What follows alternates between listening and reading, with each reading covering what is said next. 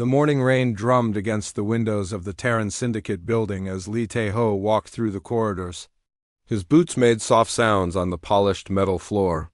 The building stretched high into the cloudy sky of Neo-Seoul, filled with offices where people made deals that affected entire star systems. Tae-ho had been coming to this building for 3 years now.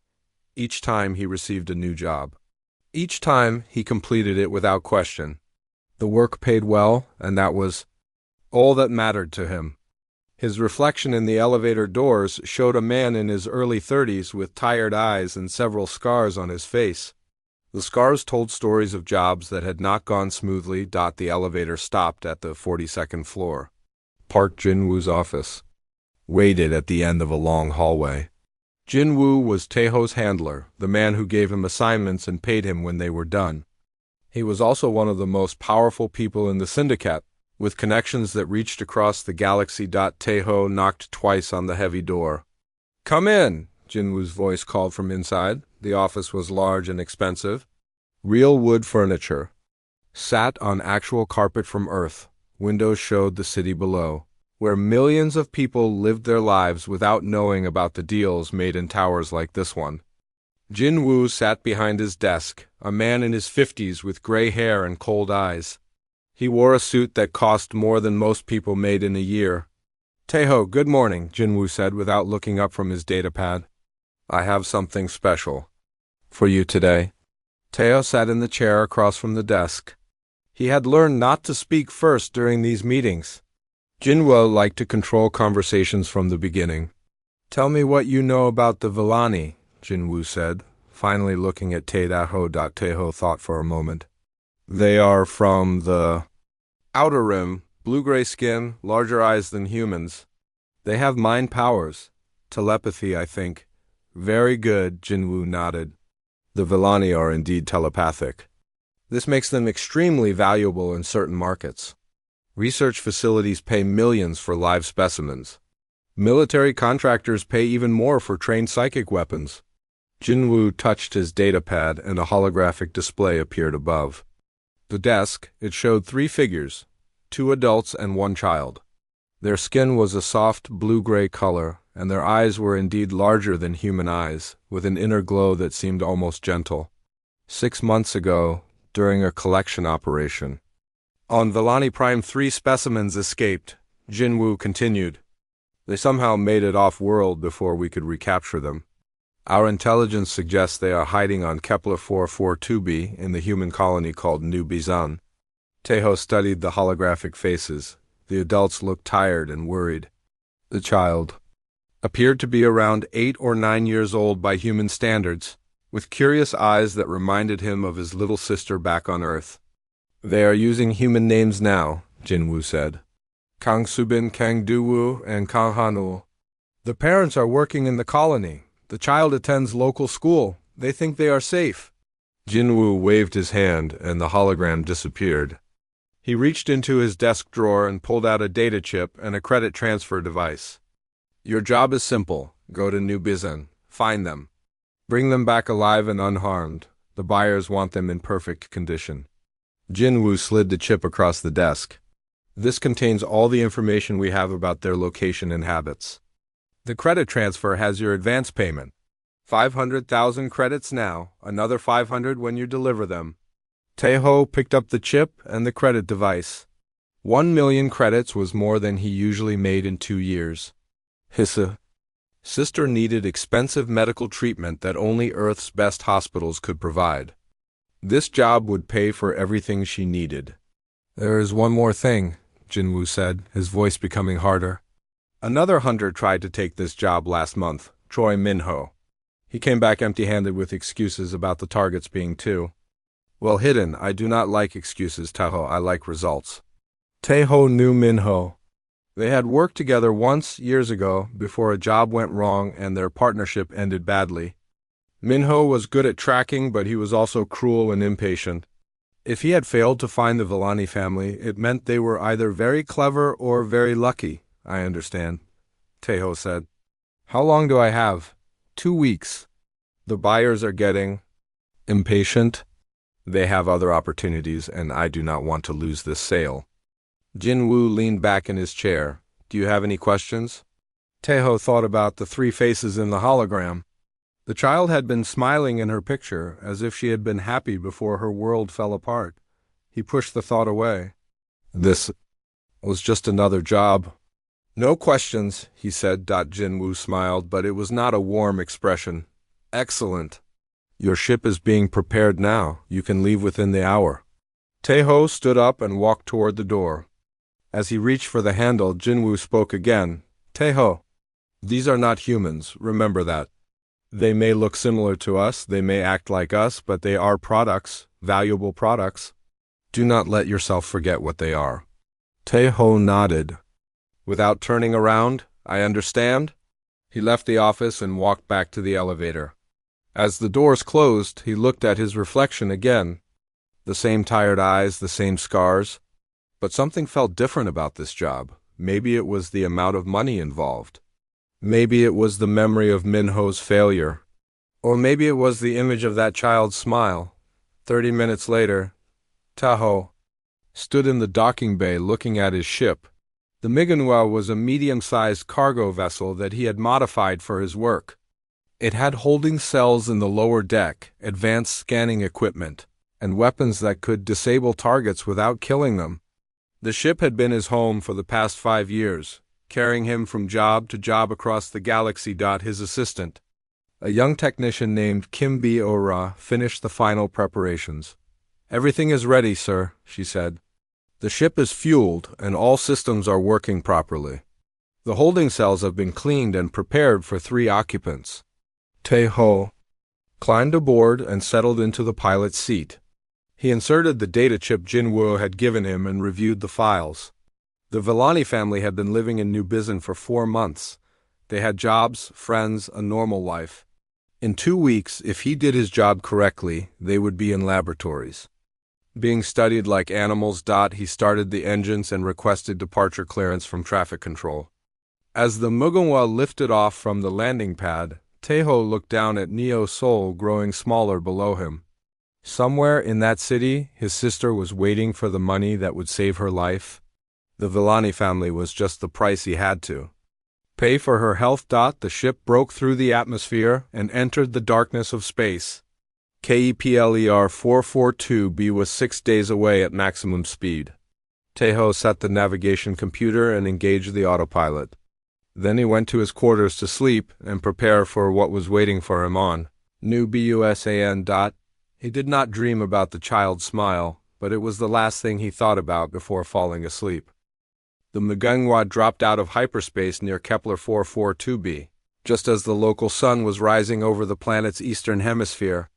Taeho had been traveling for 6 days, and the planet looked like a blue and green marble floating in the black of space. New Bizen was on the northern continent, a mining colony that had grown into a proper city over the past 20 years. Taeho requested landing permission from the orbital control station. The voice that answered him sounded tired and bored. This was the kind of place where people came to disappear or start over, and the officials did not ask too many questions as long as the paperwork looked correct. The ship touched down at New Bizen spaceport 30 minutes later. The port was busy with cargo ships and passenger transports. Workers in environmental suits moved containers and fuel lines between the vessels. The air outside was breathable but thin, and most humans needed masks when they worked outside for long periods. Tae-ho gathered his equipment and walked through the customs checkpoint. The inspector, a middle-aged woman with suspicious eyes, looked at his identification documents and trader's license. Everything was in order, at least on the surface. Jinwoo's people were very good at creating false papers. Business or pleasure? The inspector asked without much interest. Business, Taeho replied. I buy and sell rare minerals. I heard there might be some opportunities here. The woman stamped his documents and waved him through. Welcome to New Bizen. Try not to cause any trouble. Taeho took a taxi from the spaceport to the city center. The driver was a young man who talked constantly about the weather, the local football team, and his girlfriend's cooking. Taeho listened with half his attention while studying the streets and buildings they passed. New Bizan looked like most frontier colonies. The buildings were practical rather than beautiful, built to last and easy to repair. The streets were wide enough for cargo vehicles, and most of the signs were in Korean and Universal Standard. People of many different species walked the sidewalks, which was good for the Villani family. They would blend in better in a diverse population. Teho checked into a small hotel near the worker district, where the family was supposed to be living. His room was on the third floor with a view of the street below. He unpacked his surveillance equipment and spent the rest of the day studying the data Chip Jin-woo had given him, according to the intelligence reports. Subin worked at the Mercy General Medical Clinic on Harmony Street. Du-woo had a job at the Spaceport Maintenance Facility. Hanul attended New Hope Elementary School 6 blocks from their apartment. The family lived in a building called Garden Towers, which was neither a garden nor particularly tall. The next morning, Taho began his surveillance. He dressed like a maintenance worker and positioned himself across the street from Garden Towers. The building was old but well kept, with apartments that housed mostly working families. Children played in the small courtyard while their parents prepared for work. At 7:30 in the morning, a woman emerged from the building's main entrance. She had black hair and wore the blue uniform of a medical worker. Her skin looked human in the morning light, but Taeho knew it was actually a pale blue-gray color. The Villani could change their appearance slightly, a natural camouflage ability that helped them blend in with other species. This was Subin. She walked quickly toward the main street, probably heading to catch the bus to the medical clinic. Taeho followed her at a distance, noting her route and timing. She moved with the confidence of someone who had done this journey many times before. The clinic was in a busy part of town, surrounded by shops and restaurants. Taeho watched from a coffee shop across the street as Subin entered the building and began her workday. Through the clinic's windows, he could see her talking with patients and other medical staff. She smiled often and seemed genuinely caring toward the people she helped. At noon, Taeho moved his observation post to the spaceport. Du-woo worked in the maintenance bay where ships were repaired and serviced. He was taller than his wife, with the same disguised blue-gray skin and careful movements that suggested enhanced reflexes. The Villani were naturally faster and stronger than humans, another trait that made them valuable. Du-woo worked on a damaged cargo hauler, his hands moving with precise efficiency as he repaired complex machinery. His human coworkers seemed to respect him, asking for his help with difficult problems. During his lunch break, he sat with a group of mechanics and shared stories that made them laugh. In the afternoon, Taeho positioned himself near New Hope Elementary School. The building was painted bright yellow and surrounded by a playground where children ran and played during recess. At 3:15, classes ended and students poured out of the main doors. Hanul was among them, a small girl with dark hair and braids and a backpack covered with cartoon characters.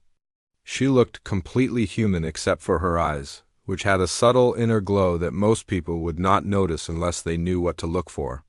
She walked with 2 other girls, talking and laughing about something that had happened in class. Taeho followed the children at a safe distance as they made their way through the neighborhood. Hanul said goodbye to her friends at a street corner and continued alone toward Garden Towers. She stopped at a small market to buy candy, counting her money carefully before making her purchase. As she left the market, Hanul suddenly stopped walking. She turned her head and looked directly at Taeho, even though he was hidden behind a parked vehicle 30 meters away. Her eyes widened with fear, and she dropped her candy on the sidewalk. The child had sensed him. Her telepathic abilities was stronger than the intelligence reports had suggested, or maybe fear had sharpened her natural talents. She turned and ran toward her apartment building, her backpack bouncing as she moved. Taeho cursed under his breath and followed her, but he was careful not to run. Drawing attention would only make things worse. By the time he reached Garden Towers, Hanul had disappeared inside the building. That evening, Taeho observed the family through the windows of their 4th-floor apartment. The lights were on and he could see figures moving inside.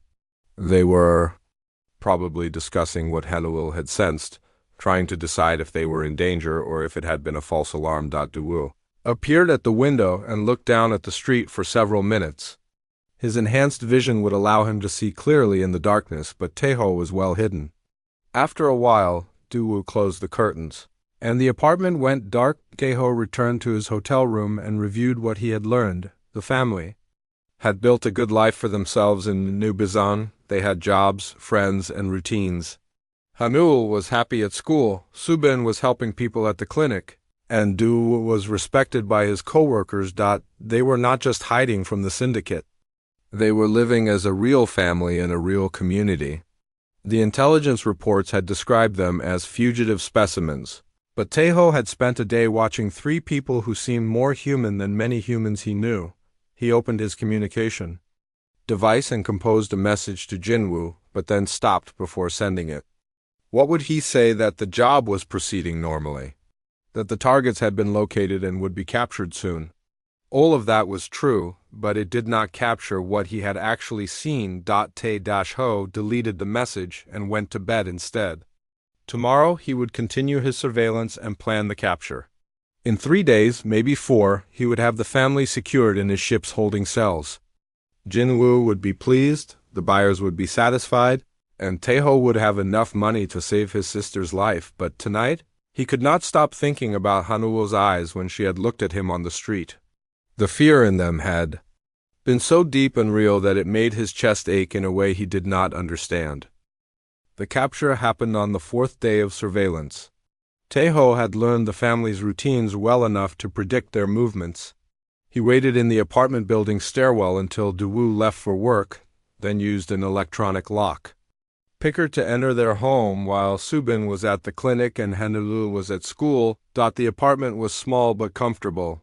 Family pictures covered one wall, showing the 3 of them at various places around New Bizan. They looked happy in every photo. The furniture was simple but well cared for, and the smell of last night's dinner still lingered in the kitchen. Taeho placed small tracking devices on their personal belongings and installed a listening device behind the kitchen cabinet. Then he positioned himself in the building across the street and waited. Hanul came home from school first, as always. She entered the apartment and immediately sensed something was wrong. Her telepathic abilities must have detected traces of his presence. She stood in the doorway for several minutes, looking around with growing fear. Subin arrived 20 minutes later. Hanul ran to her mother and spoke in rapid, frightened whispers. Subin's expression became serious as she listened to her daughter's warnings. She began checking the apartment carefully, looking for signs of intrusion. When Duwoo came home, the family held a quiet conference in their living room. Taeho could hear their voices through his listening device, but they were speaking in their native language. He did not need to understand the words to know they were discussing whether to run or stay. They decided to run. The family began packing immediately, moving with practiced efficiency that suggested they had done this before. They took only essential items, clothes, documents, and a few precious photographs. Everything else was left behind. Tae-ho made his move as they prepared to leave the building. He waited in the lobby with a stun weapon set to its lowest setting. The plan was simple: disable the adults quickly and carry the unconscious family to his ship. Hanul would be too frightened to resist without her parents to protect her, but when the elevator doors opened and the family stepped out, Hanul looked directly at him again. Her eyes went wide with terror and she screamed a warning in her alien language. Duwoo reacted with inhuman speed, pushing his wife and daughter behind him as Taeho raised his weapon. The stunned blast caught Duwoo in the chest, but his enhanced physiology allowed him to remain conscious for several seconds longer than a human would have. He used those seconds to tackle Taeho, and they crashed into the lobby wall together. Subin grabbed Hanul and ran for the building's back exit. But Taeho had anticipated this. He had blocked that door earlier in the day. They were trapped between him and the locked exit, with nowhere to go except up the stairs to the building's roof. Taeho followed them, his stun weapon ready. Duwoo was unconscious now, lying on the lobby floor, so there were only the woman and child to deal with. This should have been the easy part of the job. He found them on the roof, huddled together near the edge.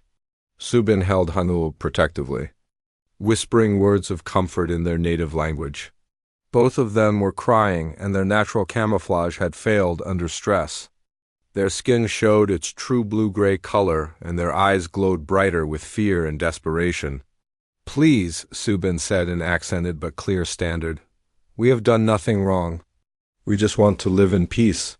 Teho kept his weapon trained on them but did not fire immediately. Something about the scene made him hesitate. Maybe it was the way Subin held her daughter, or the way Hanul tried to be brave despite her obvious terror. "I am not here to hurt you," he said. "I am here to take you back where you belong." "Where we belong," Subin repeated bitterly. "In cages. In laboratories, being studied and tested until we die." She stroked Hanul's hair with shaking hands. "My daughter has never known freedom until we came here. She has friends at school. She learns new things every day. She is happy." "That is not my concern," Teho said, but the words felt wrong in his mouth. "Then what is your concern?" Subin asked. "Money. How much are they paying you to destroy our lives?" Teho did not answer. He activated his communication device and called for pickup. His ship's automated systems would guide a transport drone to their location within 10 minutes.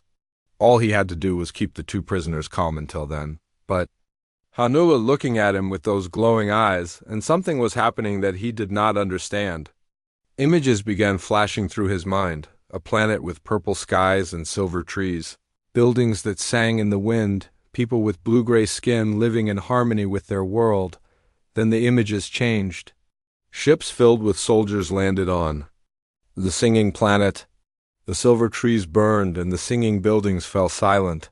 People ran in terror as their loved ones were captured and taken away. Children cried for parents they would never see again. "Stop," Teho said, pressing his hands to his head.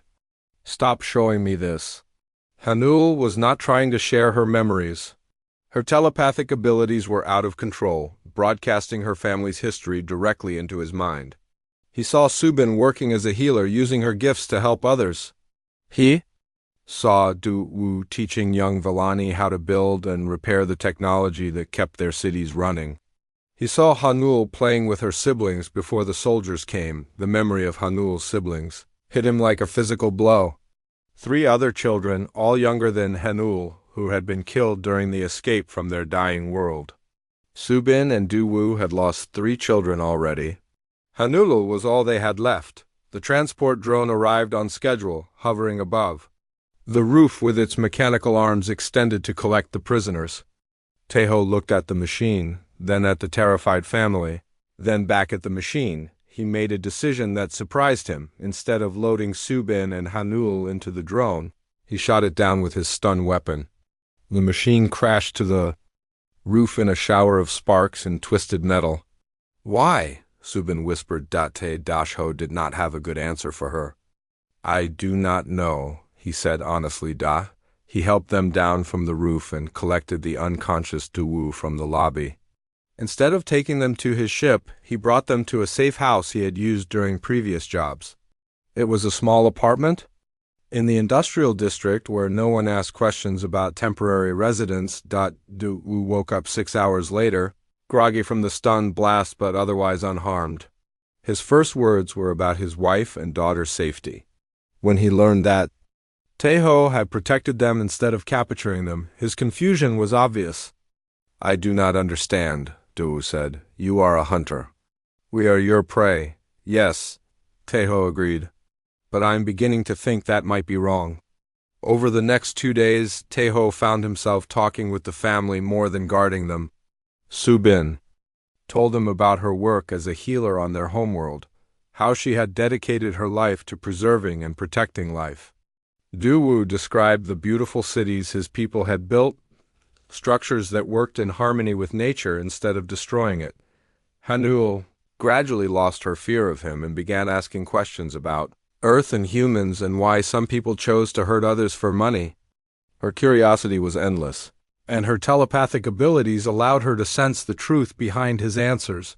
When she asked about his sister, Teho found himself telling her the whole story, how his parents had died in an industrial accident, how He had raised his sister himself, working dangerous jobs to pay for her education and medical care. How she had developed a rare blood disease that required expensive treatment only available on Earth. You hurt people to help someone you love, Hanul said with the directness that only children possessed. But we are people too. We love each other just like you love your sister. Taeho had no answer for that either. On the third day, Jinwoo called. His holographic image appeared in the safe house, demanding to know why the pickup had failed and why Taeho was not responding to communications. I had some complications, Taeho lied. The targets were more careful than expected. Give me 3 more days. Jinwoo's eyes were cold and suspicious. 3 days, Taeho, no more excuses. The buyers are becoming impatient, and I am becoming suspicious. Do not disappoint me. After the call ended, Taeho sat in silence for a long time. Subin watched him with understanding in her glowing eyes. You are thinking about your sister, she said gently. She will die without the treatment, Taeho replied. The money from this job is the only way I can save her. Subin nodded slowly. Then you must choose? Save 1 life by destroying 3 others, or find another way to save the life you love. That night, as the family slept in the safe house's back room, Taeho stared out the window at the city lights of New Bizen. Somewhere among those lights were thousands of people living their lives, working their jobs, caring for their families. Most of them had never heard of the Villani, and none of them knew that 3 refugees were hiding just a few kilometers away. But Taeho knew, and now he had to decide what kind of person he wanted to be. The decision came to Taeho at 3 in the morning while he watched Hanul sleep. The child was having a nightmare, making small sounds of distress as her telepathic abilities reacted to whatever horrors her mind was reliving. Subin sat beside her daughter's bed, gently stroking her hair and whispering comforting words in their native language. Taeho had been awake for 8 hours, wrestling with his conscience and calculating options. Every choice seemed to lead to someone's death or suffering. If he delivered the family to Jinwoo, they would be sold to research facilities and eventually die in laboratories. If he refused, his sister would die from her blood disease within the year. But watching Subin care for her frightened child, Taeho realized that some choices were about more than simple mathematics of life and death. They were about what kind of person he wanted to be and what kind of world he wanted to live in. He made his decision. The next morning, Taeho began making preparations. He contacted a black market medical supplier he had worked with before, a woman named Dr. Chun who operated outside the law but inside moral boundaries. She specialized in treatments for rare diseases and asked no questions about where her patients got their money. I need information about Kroger syndrome, Taeho told her over an encrypted communication channel. Dr. Chun's holographic image looked surprised. That is a very specific and very expensive condition to treat. Do you know someone who needs help? My sister? She's on Earth, getting treatment at Seoul General Hospital. But the doctors say she only has a few months left unless she receives gene therapy. The therapy exists, Dr. Chun confirmed. But it costs almost 2 million credits, and the waiting list is years long. Most patients die before they receive treatment. Taeho's heart sank. Even if he completed this job, the money would not be enough to save his sister's life. The realization hit him like a physical blow, leaving him staring at Dr. Chun's image without speaking. However, Dr. Chun continued, there might be another option. I have contacts in the medical research community. Some of them are working on experimental treatments that could be available sooner and cheaper. If your sister is willing to participate in trials, what kind of trials? Taeho asked. Gene therapy using alien DNA, specifically Villani genetic material.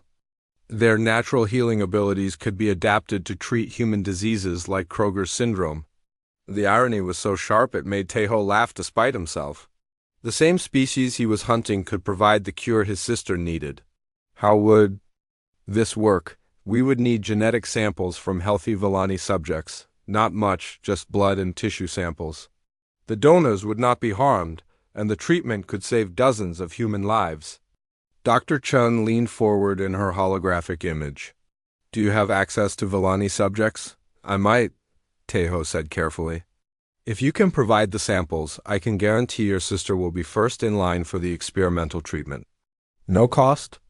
No waiting list. After the call ended, Teho sat in the safe house kitchen thinking about what he had learned. Subin entered the room quietly and poured herself a cup of tea from the pot he had made earlier. You look like a man who has received both good news and bad news, she observed. Teho explained what Dr. Chun had told him. Subin listened without interruption, her glowing eyes thoughtful and calm. So, you could save your sister without selling? US to the syndicate, she said when he finished. It would require genetic samples from your family. Blood tests, tissue samples? Nothing that would hurt you, but you would have to trust me completely. Subin was quiet for several minutes, sipping her tea and considering his words. You could have simply taken what you needed without asking. We are your prisoners. We have no power to refuse. You are not my prisoners, Teho said, surprised. By his own words, you never were, really. I just needed time to understand that. Du-Wu entered the kitchen, followed by Hanuel, who was still rubbing sleep from her eyes. The family sat around the small table while Teho explained the situation again. When he finished, Du-Wu asked the obvious question. If we help you, what happens to us? Jin-Wu will not simply forget that we exist. There are people who help refugees disappear, Teho said. I know someone who runs an underground network. She could get you new identities, transport to a safe world where the syndicate has no influence. And you, Subin asked, what happens to you when Jin-Wu learns you have betrayed him? Teho had been trying not to think about that. I will deal with that problem when it comes. Hanuel, who had been listening quietly, suddenly spoke up.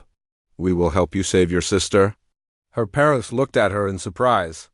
Hanuel, this is not a decision for children to make, Du-Wu said gently.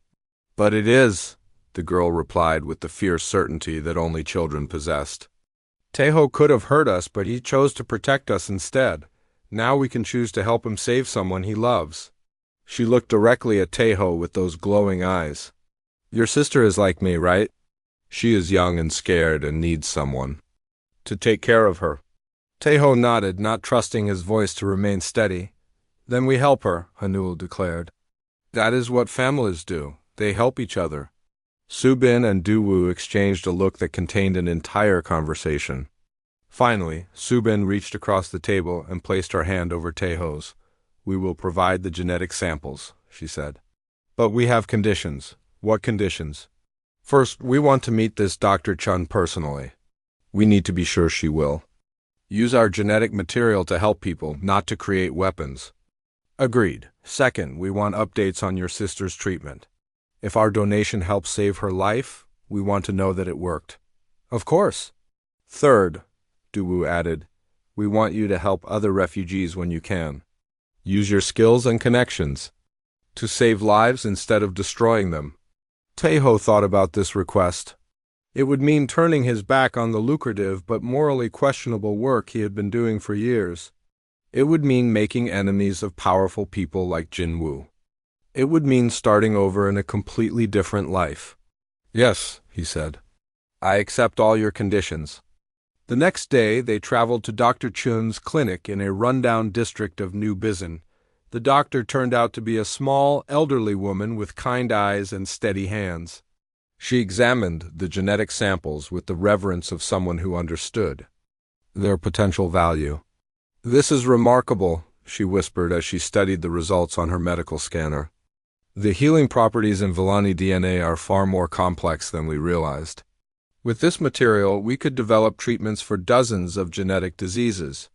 She looked up at the family with genuine gratitude. You are giving humanity an incredible gift. We are giving one girl her life back, Subin corrected gently. That is gift enough. Dr. Chen immediately began preparing the experimental treatment for Teho's sister. The process would take several weeks, but she was confident of success. Tell your sister to be ready for gene therapy in 1 month, she said. And tell her, that her life is being saved by the kindness of strangers. That evening, as they prepared to leave New Bizen, Jinwoo called again. His holographic image appeared in the safe house, and his expression was darker than Taeho had ever seen it. "Your time is up, Taeho. I want those Villani delivered to the rendezvous point tomorrow, or I will send Minho to finish the job." "The targets escaped," Taeho lied smoothly. "They had help from someone in the local government. By the time I tracked them down, they were already off-world." Jinwoo's eyes narrowed. "You are lying." "Check the spaceport records. A private transport left for the frontier zones yesterday with 3 passengers matching their descriptions." It was a lie, but Taeho had planted false records in the spaceport computer system to support his story. Jinwoo would find the fake evidence, but it would take time to verify that it was false. "If I discover you have betrayed me, Taeho, the consequences will be severe. Not just for you, but for everyone you care about." The threat was clear. Jinwoo knew about his sister. After the call ended, Duwoo placed a hand on Taeho's shoulder. "You have made a dangerous enemy today." "Yes," Taeho agreed, "but I have also made good friends. Sometimes that trade is worth it."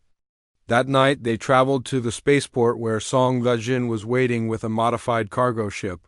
She was a woman in her 40s with silver-streaked hair and scars that told stories of battles fought in defense of the innocent. "So you are the hunter who decided to become a protector," she said as she shook Taeho's hand. "Welcome to the underground." As the Villani family boarded Dajin's ship, Hanul ran back to give Taeho a hug. "Thank you for choosing to be good," she whispered in his ear. Taeho watched the ship disappear into the night sky, carrying 3 refugees toward a new life of freedom and safety. Then he walked back to his own ship, where a message was waiting. From Dr. Chung, the experimental treatment was ready.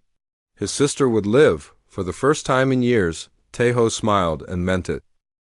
3 days after the Villani family disappeared into the underground network, Taeho received a message that made his blood run cold. The communication came through an encrypted channel he thought only his sister knew about. "Hello, brother." The voice belonged to his sister, but something was wrong. She sounded frightened, and there were other voices in the background. "I have some new friends here who want to talk to you." The image shifted and Jinwoo's face appeared on the screen. Behind him, Taeho could see his sister sitting in what looked like a medical facility, surrounded by armed guards. "I told you the consequences would be severe," Jinwoo said with cold satisfaction. "Your sister is currently a guest at one of our medical research facilities. The same kind of place where the Villani family should have ended up." Taeho's hands clenched into fists. "If you hurt her, I will kill you. I have no intention of hurting her as long as you cooperate. The doctors here are actually quite impressed with her condition. Kroger's syndrome in its advanced stages. It's fascinating to study. What do you want?" "The location of the Villani family? You will bring them to me personally, alive and unharmed. You have 48 hours. The communication ended, leaving Taeho staring at a blank screen. His sister was a prisoner, and the family he had sworn to protect was Jinwoo's price for her freedom. Everything he had gained in the past week was now forfeit. He activated his ship's communication system and sent an emergency message to Song Dajin. Her response came back within an hour, transmitted from a location deep in the asteroid belt. "We expected this," her holographic image said grimly. "Jinwoo does not forgive betrayal, and he has resources throughout the galaxy. But we also have resources. He has my sister. I have to give him what he wants. If you deliver the Villani family to Jinwoo, he will kill all 4 of you anyway. Men like him do not leave loose ends." Taeho knew she was right, but the knowledge did not make his choice any easier. "Then what do you suggest? We fight." "My people have been preparing for this kind of situation. We have ships, weapons, and most importantly, we have allies who are tired of the Syndicate's cruelty. This is not your fight. It became our fight the moment you chose to protect refugees instead of selling them. The underground exists because people like you decide to do the right thing." The Jin's ship was hidden in an asteroid field near the edge of the system, along with 6 other vessels that belonged to the underground network. The ships were old but well-maintained, crewed by people who had their own reasons for opposing. The syndicate Dateho met with the family in the Jin's quarters. They already knew about his sister's capture and the impossible choice Jinwoo had given him. "We will go with you," Subin said before Taeho could speak. "If our surrender can save your sister's life, we will surrender." "No," Taeho replied firmly. "Jinwoo will kill all of us anyway. The Jin is right about that." "Then what do we do?" Daewoo asked. "We rescue my sister and destroy Jinwoo's operation at the same time." Hanul, who had been sitting quietly in the corner, suddenly looked up with glowing eyes. "I can help," she said. "Absolutely not," her father said immediately. "You are a child. This is far too dangerous." "I can sense people's thoughts and feelings from far away," Hanul insisted. "If we get close to where they are keeping Taeho's sister, I can find her and tell you if she is safe or in danger." Subin knelt beside her daughter. "Your abilities are still developing. Using them too much could hurt you. But I want to help. Taeho saved us, and now his sister needs saving too. It is the right thing to do." The debate continued for an hour. But eventually Hanul's determination won out. Her telepathic abilities could indeed be valuable in a rescue mission. As long as she was kept far from the actual fighting, the plan they developed was complex but achievable.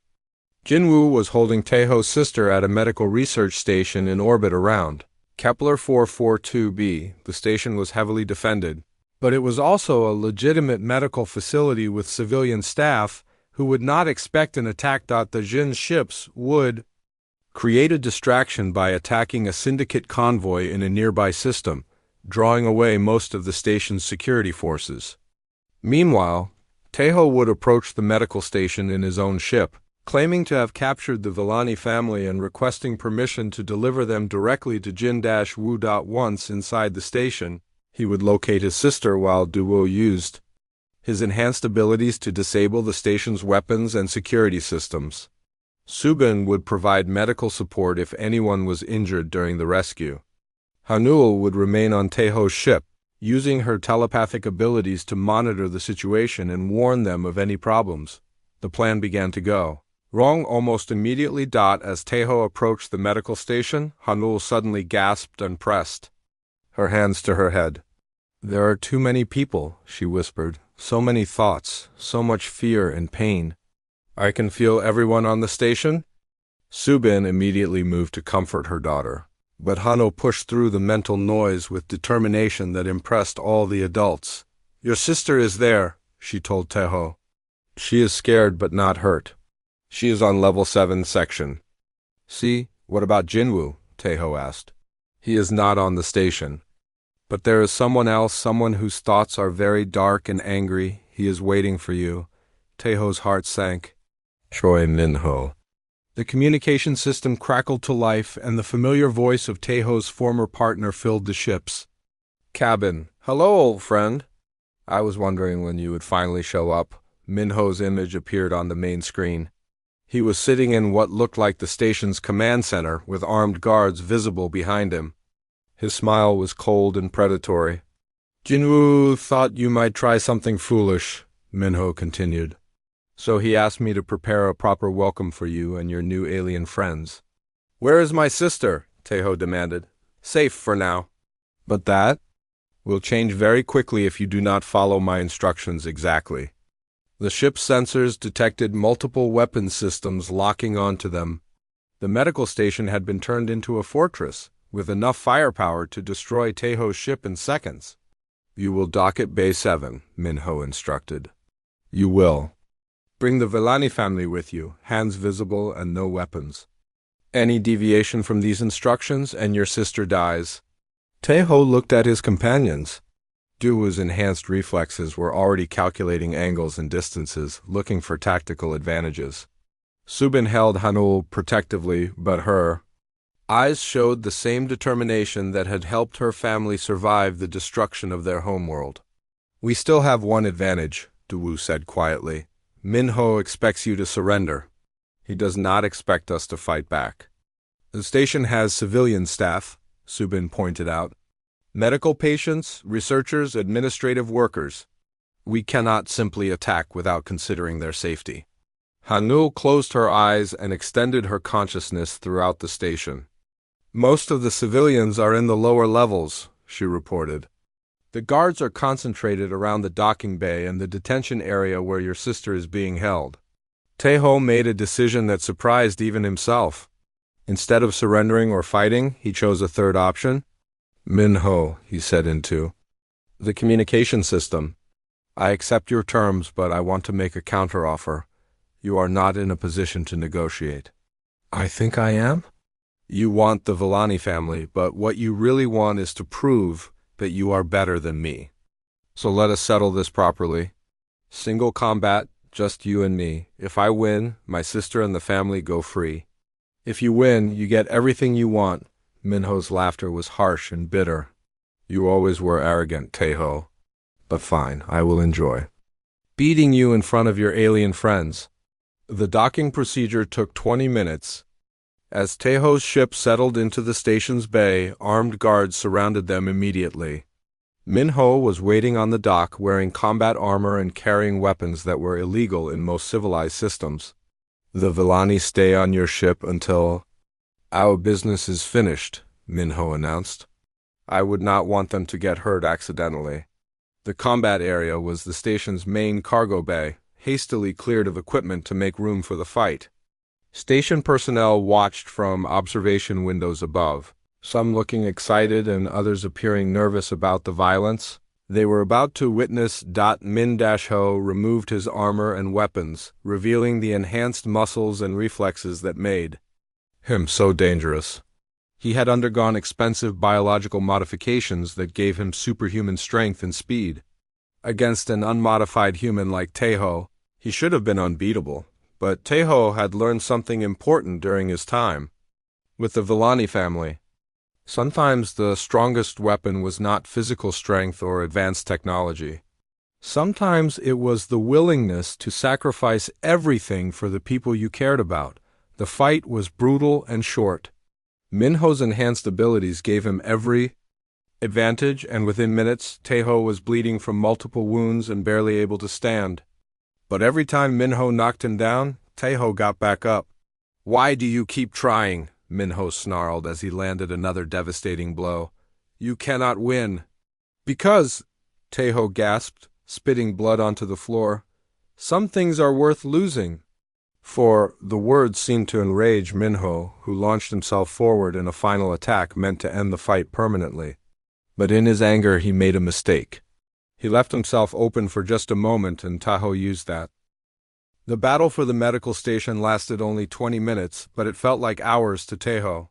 Song the Jin's underground fighters had infiltrated the facility through maintenance shafts while the guards were focused on the cargo bay confrontation. By the time the shooting started, half the station's security force was already neutralized. Duwu proved invaluable during the fight, his enhanced reflexes allowing him to disable security systems and guide the rescue teams through the stations. Maze of corridors. Subin set up a makeshift medical station in the docking bay, treating wounded civilians and even some of the surrendering guards, who had been caught in the crossfire. Hanul remained on Taeho's ship throughout the battle, but her telepathic abilities were crucial to the rescue operation. She guided the fighters away from civilian areas and helped them locate Taeho's sister in the detention facility on level 7. When Taeho finally saw his sister again, she was unconscious but alive in a medical bed, surrounded by the equipment that had been keeping her stable during her captivity. Dr. Kim So-young looked smaller and more fragile than he remembered, but her vital signs were strong. The experimental treatment Dr. Chun prepared is working, Subin reported after examining the medical readings. Her body is accepting the Villani genetic material. She should make a full recovery within a few weeks. Relief flooded through Taeho like a physical weight being lifted from his shoulders. For the first time in months, he allowed himself to believe that his sister would survive. The aftermath of the rescue was complicated. The medical station's civilian staff were evacuated to safety, but the facility itself was too damaged to continue operations. Several syndicate officials were captured, including Minho, who would face trial for crimes against multiple species. Jinwoo escaped in the confusion, but his medical research operation was completely destroyed. More importantly, the underground network had captured detailed records of syndicate slave trading activities throughout the sector. The information would be invaluable for future rescue operations. 3 weeks later, Taeho stood in the observation deck of Song Legion's main base, watching his sister play chess with Hanul in the recreation area below. So Young had recovered completely from her ordeal, and the Villani genetic therapy had not only cured her disease, but given her enhanced healing abilities that would protect her for the rest of her life. She is remarkably resilient, Subin observed, joining Taeho at the observation window, both physically and emotionally. She reminds me of Hanul in some ways. They have both survived things that would break most adults, Taeho agreed. Maybe that gives them a special understanding of each other. Duvu approached from across the room, carrying a data pad with information about their next mission. The underground network had received requests for help from refugee groups in 3 different systems, and they needed experienced operatives to coordinate the rescue efforts. "Are you ready for this?" Duwu asked. "Working with us instead of against us will be very different from your previous career." Taeho considered the question seriously. Over the past month, he had participated in 4 rescue operations, helping to free dozens of refugees from various hostile situations. The work was dangerous and poorly paid compared to his previous jobs, but it felt right in a way that bounty hunting never had. "I am ready," he said, "but I want So Young to stay here, where she is safe." "Actually," So Young's voice came from behind them, "I want to help too." Taeho turned to see his sister walking toward them with Hanul beside her. So Young looked healthier than she had in years, her eyes bright with purpose and determination. "You are still recovering," Taeho protested. "And you are only 16 years old." "I am old enough to make my own choices," So Young replied with the stubborn tone he remembered from their childhood. "Besides, Dr. Chun thinks my enhanced healing abilities could be useful in medical emergencies." Hanul nodded enthusiastically. "And I can teach her how to control telepathic contact." The genetic therapy gave her some mental abilities too, but she needs training to use them safely. Song the Jin entered the observation deck, carrying mission briefings for the next round of rescue operations. She looked tired but satisfied, the way people looked when they were doing important work despite the personal cost. "We have a problem," she announced. "And an opportunity." She activated the room's holographic display, showing a star map with several systems highlighted in red. Jinwoo has been busy since his escape. He has established new research facilities in these locations, all heavily defended and completely off the official records. "How many prisoners?" Duwu asked grimly. "Conservative estimate. Over 300 sentient beings from dozens of different species, all being held for medical experimentation or military training." The number was staggering. Taeho tried to imagine 300 families torn apart, 300 individuals suffering in captivity, and found the mental image almost overwhelming. "What is the opportunity?" Subin asked. "We have been contacted by sympathizers within several galactic governments. They are willing to provide official support for rescue operations, as long as we can maintain plausible deniability for their involvement." This was unprecedented. The underground network had always operated without official support, relying on secrecy and small-scale operations to avoid detection. Having government backing would allow them to mount much larger rescue efforts. "There is one condition," the Jin continued. "They want assurance that we have experienced operatives who can handle complex missions without causing diplomatic incidents." She looked directly at Taeho. "They specifically requested you as mission commander for the first operation. Your reputation as a former syndicate hunter gives you credibility with government officials." Taeho felt the weight of responsibility settling on his shoulders. Months ago, he had been capturing refugees for money. Now he was being asked to lead a multi-system rescue operation that could save hundreds of lives. "I accept," he said without hesitation. The first government-backed mission launched 2 months later. A joint task force of underground fighters, sympathetic military personnel, and civilian volunteers hit 3 syndicate facilities simultaneously across 2 star systems. The operations were completely successful, freeing over 200 prisoners and capturing enough evidence to shut down a dozen other illegal research sites. Taeho commanded the assault on Jinwoo's primary facility, a converted asteroid mining station in the Outer Rim. The battle was fierce but brief, and when the smoke cleared, Jinwoo himself was among the captured syndicate officials. "You have caused me considerable inconvenience," Jinwoo said as he was placed in restraints. "Good," Taeho replied. "That was the intention. Do you think this changes anything?" "There will always be buyers for what we provide. There will always be people willing to profit from other suffering." Taeho looked around at the rescued prisoners being helped by medical teams that included Subin, So Young, and dozens of other volunteers. Children were being reunited with parents, families were being reunited with each other, and people who had given up hope were discovering that they were free? "You are probably right," Taeho admitted. "But there will always be people willing to fight against suffering too. And today we outnumbered you." 1 year later, Taeho stood in the same observation deck where he had made his decision to join the underground network permanently. But now the base was 3 times larger, with ships and personnel from a dozen different worlds. The underground had become a legitimate rescue organization with government support and public recognition. Hanul, now 10 years old, had developed into one of the most skilled telepathic scouts in the organization. She could locate prisoners from orbit and communicate with them across species barriers, providing comfort and hope to those who had almost given up. So Young had become Dr. Chun's primary assistant, using her enhanced healing abilities to develop new medical treatments that combined human and alien genetic material.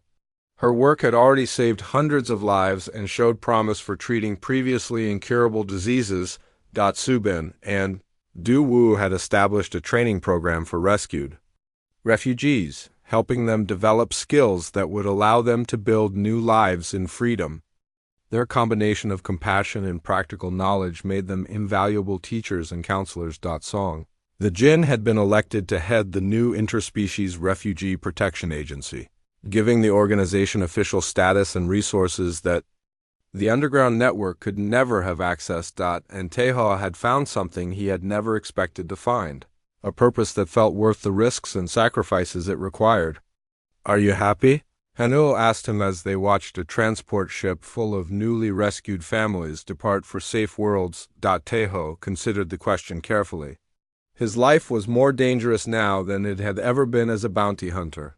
He made less money, faced more risks, and carried the weight of responsibility for hundreds of lives. But when he looked at the faces of the people they had saved, he knew the answer. "Yes," he said, "I think I am." Hanulil smiled with the satisfaction of someone who had always known how the story would end. "I told you that choosing to be good would make you happy." "You did," Taeho agreed. "But I had to learn it for myself."